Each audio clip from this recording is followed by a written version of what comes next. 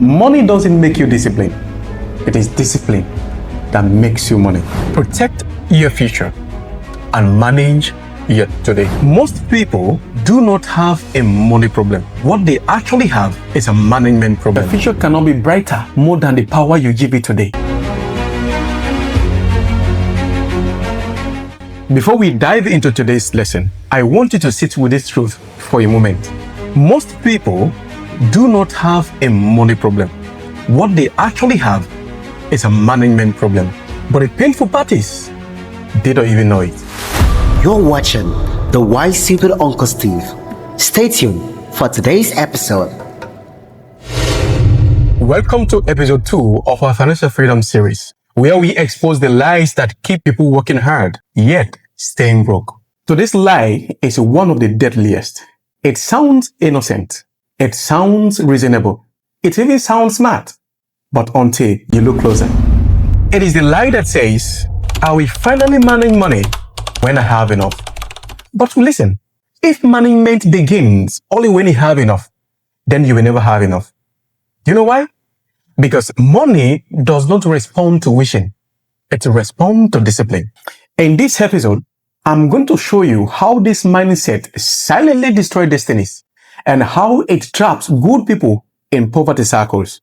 At the end of this episode, I will give you 5 simple but yet uncommon strategies that you can use to break free of this mindset. This might be one of the most important money lessons you will hear this year. So sit back, grab your notebook, open your mind, and let's begin the journey into line number 2.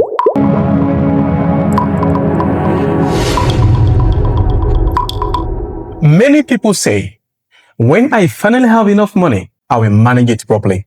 If you ever say that to yourself, that's a lie. And that's one of the big reasons you might never have enough in the first place. Let me ask you this simple question. If you can answer this quickly and honestly, I assure you, you have even over 50% chances of becoming rich.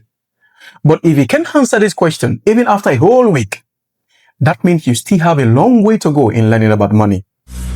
How much money did you handle in the past 30 days? That includes how much came in, how much went out, and how much is left with you right now. If you can state these 3 figures clearly, meaning you are among the 90% of people who are not accountable for their own money and yet expect the same money to create a future for them. Rich people know these numbers instantly. They know when money came in, when it went, and why. That is why their money grows, because they have control over their money. Let me share a story with you about Pa Bangura, the great poor fisherman. This is a story about the great poor fisherman, Pa Bangura. Pa Bangura's parents were great farmers. Growing up by the riverbank, Bangura would stand for hours with his cutlass, watching fishermen pull their net of fish. He fell in love with fishing and was trained by a fisherman with 40 years of experience. From apprentice Bangura to Mr. Bangura, and now Pa Bangura. For over 40 years, he lived and worked with fish. He knew everything about them, where to find specific kinds, and what time, in what season. He could catch any fish he wanted, in any quantity, yet the common adjective used to describe him was poor. One evening, his son, a student, decided to join him on a night-long fishing trip. According to Pa Bangura, you can only catch big fishes in large quantities at night. They prepared a boat and set off at 7 p.m. Throughout the night, they caught many fish and dropped them into the container. The boy was so excited, he said, Papa, I think I brought some luck today. You have never caught these many fish before. The father smiled quietly, but it was too dark for the boy to notice. When day broke, the boy found only few fish left in the open container. He was shocked. Bangura remained calm, as if nothing had happened. Papa, where are the fish? The boy asked. Pabangura replied, I don't know. That is how fishing is. Yes, you may catch a lot, but very few remain by morning.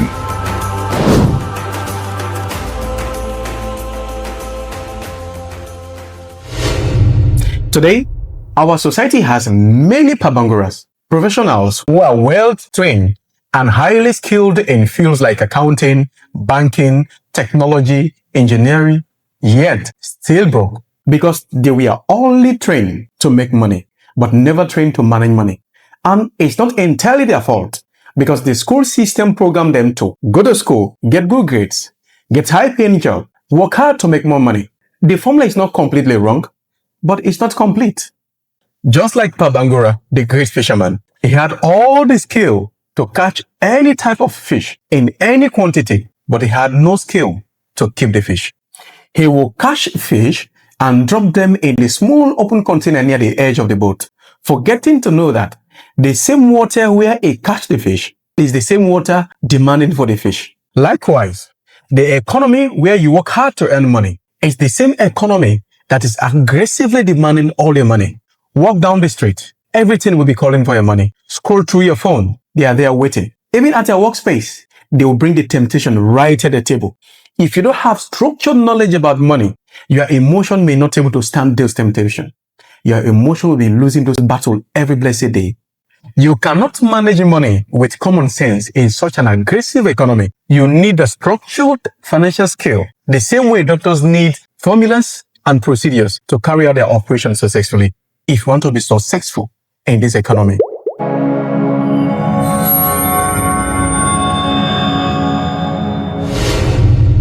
Now, let me help you with 5 uncommon strategies to start managing your money right now. Strategy number 1, count the rivers before they flow.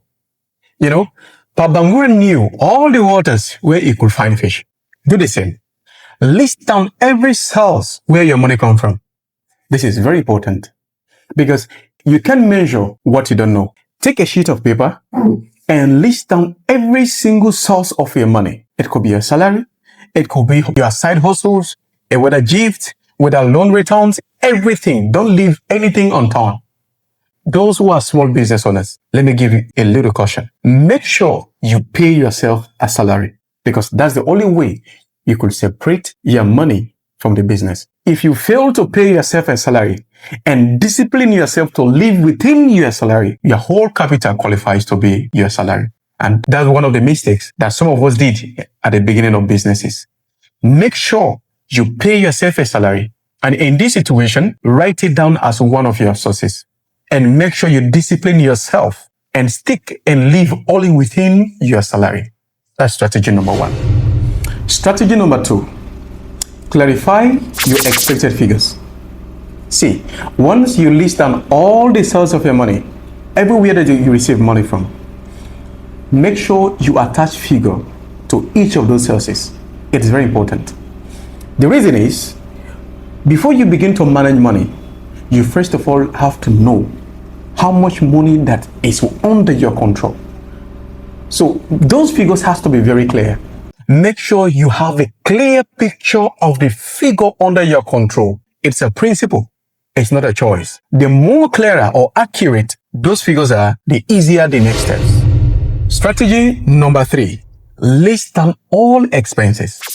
What do I mean? Now that you have knowledge of where your money is coming from, how much exactly you are expecting, write down every expense that takes away your money, whether short-term expenses, whether lunch, whether provision, whatsoever take money away from you, write them down. Also long-term expenses, such as rent, school fees, project, commitment, write down everything. Don't leave anything out consciously that you know takes away your money, because it's from there you will now begin to assign figure to each of those expenses. Strategy number 4, name your saint 30 days before they finally arrive. In other words, make sure you label each and every saint, give them name, assign a job to them 30 days on paper before they arrive. This is what we call budgeting. And I tell you the truth, if you begin to feel somehow uncomfortable with this aspect of this lesson, then it's very, very important that you stick to it. You are trying to discipline yourself. Attach and label your saint before they arrive. And it's very important. When somebody disciplines you, you have no option. But when you have to discipline yourself, then that's where the magic comes. That's where the training comes. You make sure you list your attached budget to every single thing 30 days before the money arrives. Budget using percentage, not figures. Because when you budget using percentage, when the figure changes, your streams remain the same.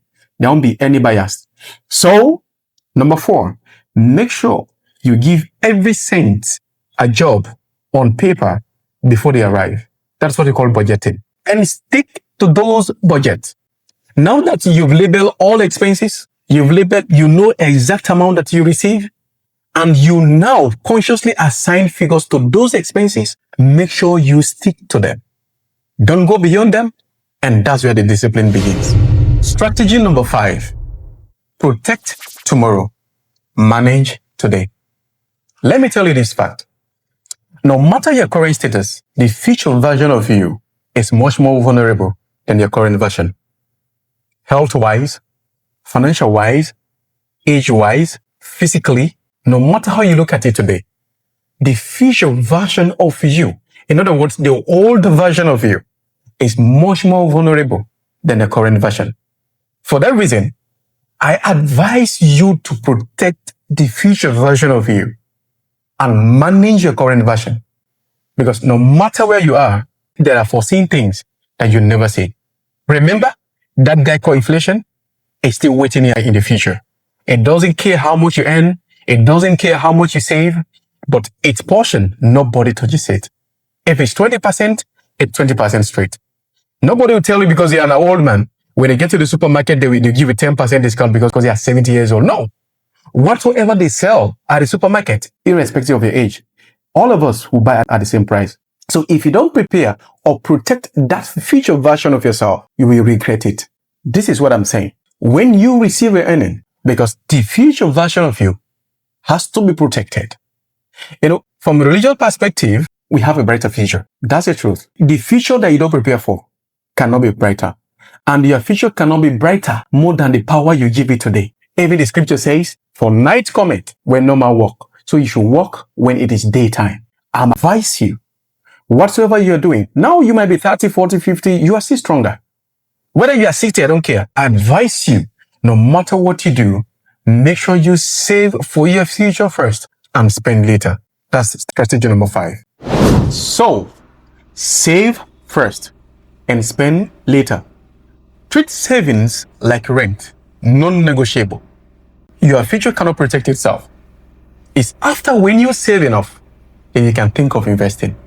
But you first of all have to save money from all your earnings, and after some period of time, you move your savings to investment. So, protect your future and manage your today. Therefore, the statement or the mindset, when I finally have enough money, I will manage it properly, it's a lie. Money doesn't make you disciplined. It is discipline that makes you money.